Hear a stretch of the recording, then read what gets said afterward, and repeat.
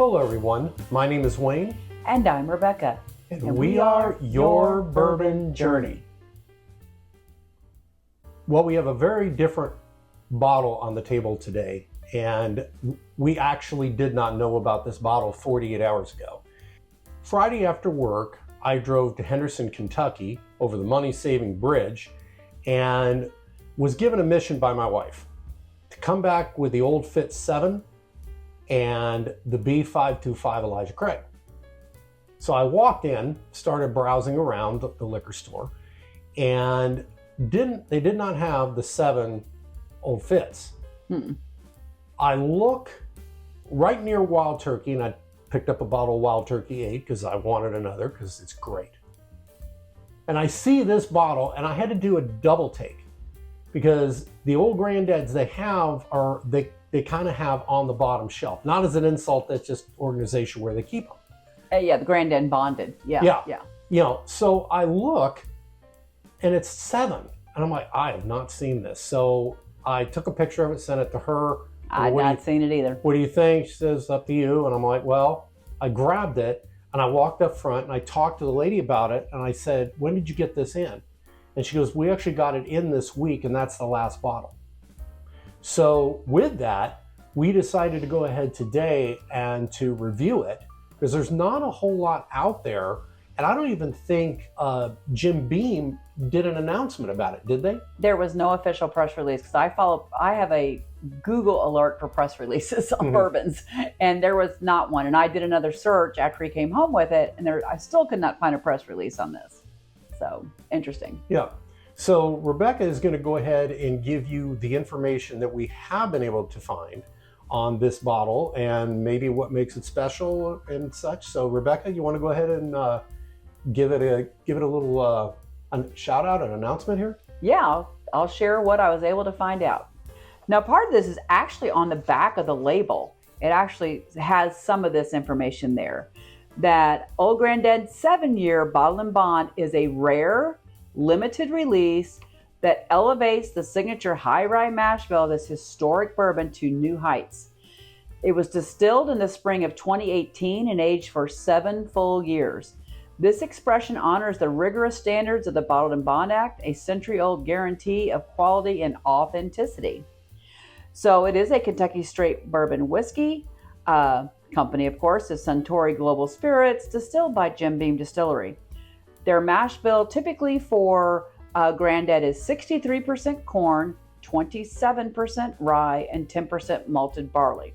As noted, it was distilled in spring of 2018 and aged for 7 years.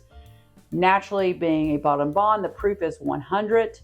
It is a limited special edition for this summer. It is Bottled and Bond. And the MSRP is $39.99, but Wayne's trip over the money-saving bridge was pretty close on that for June 27th of 2025, as he acquired it for $44.99. So just $5 over the MSRP at Beverage Barn in Henderson, Kentucky. So that's really about all there really is about it.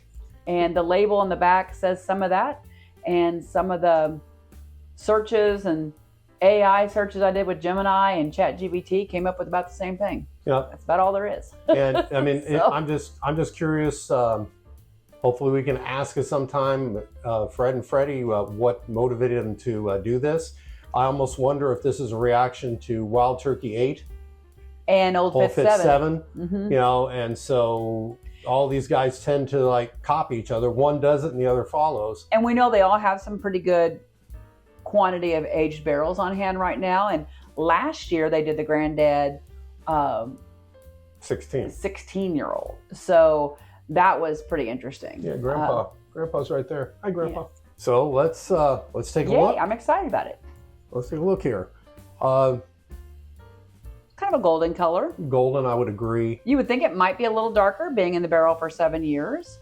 But it's not. It really isn't. Yeah, it's golden. It's not a medium. But of course, being a Bottled and Bond, it had some water added to it.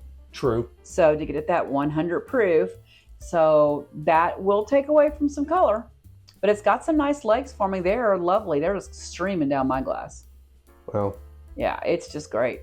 I know it's not my eyes, but why don't I get, why? Anyway. Here, look at mine. Oh yeah, yours definitely. So Well, let's check out the nose. It smells like Granddad. Yeah. Not my Granddad. I'm just going to go Granddad.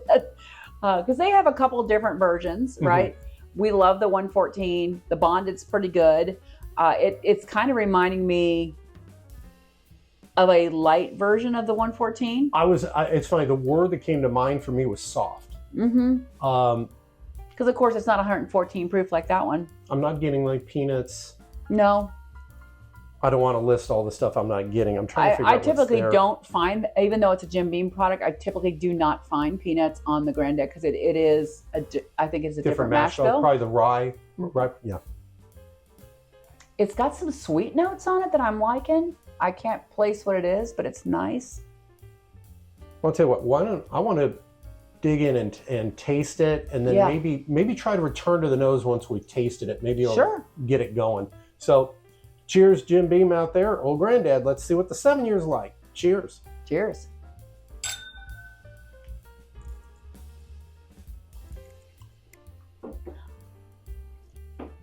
Spicy. It's got that rye spice on it. It leads with a spicy, kind of a rich spiciness. It's not like it does. It's not like banging you in the face with pepper. It's more like a rich spice. I have a feeling if this wasn't watered down, this would really be a punch in the face up front, because it's for 100 proof. It hits you at the beginning and then it's soft. On the palate. Yeah. I'm not feeling it right now on the finish, but I definitely.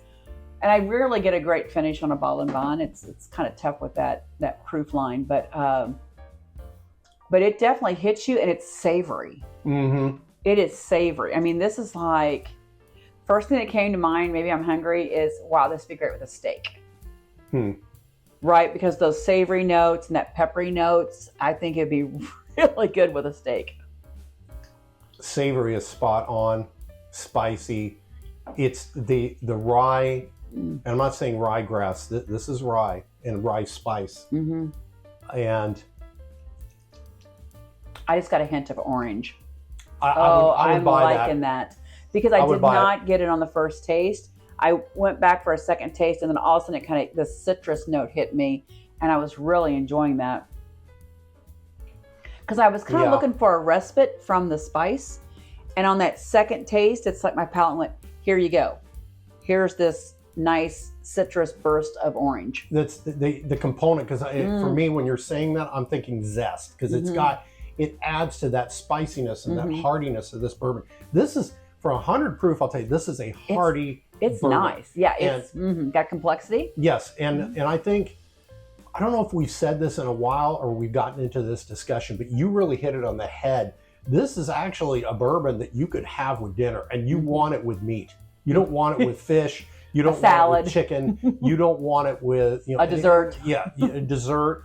This is something you want like a. You want a steak on the grill. You got char marks on it. You got, I like a good steak that, you really focus on salt and pepper. Yeah. That's all a really good steak needs, especially if you're charring it on the grill. And then this would just pop with that. Oh my goodness. I wish I had a steak in the refrigerator right now. Now, I personally do believe, because we have had it recently, I think this is definitely better than their bottle and bond. Oh, it absolutely is. This is it's more mature. It is more mature, and it's got more layers. Yes, and part of me was a little bit worried about it because not that long ago we bought the newest release of Old Crow, and I had a big hope with it, but it was only an 86 proof as compared to 80. And we tried it, and it was kind of well, better than their basic Old Crow. Yes, it was better than that, but it still wasn't like anything I wanted to drink on its own, like in a Glencairn. So in the back of my head, I was thinking, please don't have it. It's not. But the bonded is good, so I would hope that this is just 3 years older than their normal Old Granddad bonded. So it shows you what 3 more years in that barrel has done for this as far as complexity goes. It's got a lot more happening on the palate. I wish this wasn't a super special, top secret, limited release. I wish. I think they should really consider it. And maybe they're just testing the waters, letting them dipping their toe in, so to speak, and see what the response rate is to it, and then maybe they consider it for next year or something. But we know they have tons of old barrels because they did a great job with that 16 last year. Yes, and boy, I'll tell you, I will say this, and going back to what we were talking about, me going to try to find Old Fitz 7, and then you have Wild Turkey 8, and I personally, I would ditch the 4-year-old that they have, Bottle and Bond, and this would replace it, because I think it's still a market for it though, for people that want to spend like $20 on a bottle and still have a decent bottle and bond, you know. So true, that's probably the snob coming out of me with that comment.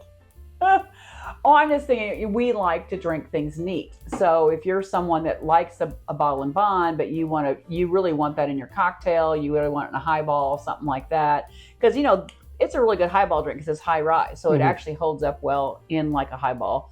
And this is something you appreciate drinking neat. All right, and actually, I'll reverse what I said, because thinking about it now, Wild Turkey, they have the 8-year 101, but they still have 101. Yeah. So there's a market for both. I would have to agree, because you know, for those that don't want to spend it, 101 Wild Turkey is really good. Yeah. And in this case, I think this is better, which I would expect. But yeah, you're right. And once again, guys out there, you know what it's like to have your wife being always right, and you're just in the corner, just kind of shaking your head. Why did I say that? Well, you found this though, so you get gold stars. I did, and he gets gold stars. We haven't seen it in Indiana. Haven't seen it. Went to 2 other liquor stores that day trying to chase down the Elijah Craig B525, and I didn't say anything that I had this in my car, and I just walked around the stores and they didn't have it. Yeah, I would just say that if you do see this bottle, recognize that big green 7 is different than the regular Old Grandad Bonded, and you should probably find it for around $40, $45, which is about the price point for the Wild Turkey 8. Yes. It's the same kind of range on that price point. It's less than the Old Fitz 7, which is supposed to be around $60. We haven't found that one yet. But I would say this is a grab and buy. Grab and buy if you can find it, because we don't know if they're going to do it again. I'm hoping that they'll hear from people like us and people like you that say, hey, we really want to buy this more often. We don't know if this is just if this is a test or if this is a one-off. Yeah, it says everywhere highly limited release. So that doesn't mean it's not a test market, right? Because those of us that have taken marketing classes, we know that they do that sometimes. I could see this being a future kind of, we've heard that Old Fitz 7-year bottle and bond is going to be a shelf stable product once they get it out in distribution. I could see next year this being a shelf stable product. I would agree with that. Yeah. Last thing. How do you think this would hold up in a cocktail? Oh, I think it'd be really good in a cocktail, because a lot of cocktails do better with a higher rye bourbon, and this is a 27% rye. So I think it would do nicely. I would like this in an old fashioned. I think it'd be good in a Manhattan. Old fashioned's a little bit too sweet for me now, but I do like the profile on this. I think it would kick it up a little bit. Yeah, typically, Manhattans are either made with rye or they're made with a high rye bourbon. And so I would put this would be great in a Manhattan, I think. So with a little bit that I got left, because I've been enjoying this one, it's excellent. Jim Beam, Fred and Freddie out there, I think you've done a really good job with this bottle. I really hope this isn't just a one-off limited thing. I hope that you put this on the shelf, because it is really worthy. Cheers to all of you out there. Hope you liked what we do. And if you do, hit the subscribe button. It doesn't cost you anything. Not too many things you get for free anymore. So always remember to drink responsibly. Have a great day. Cheers. Cheers.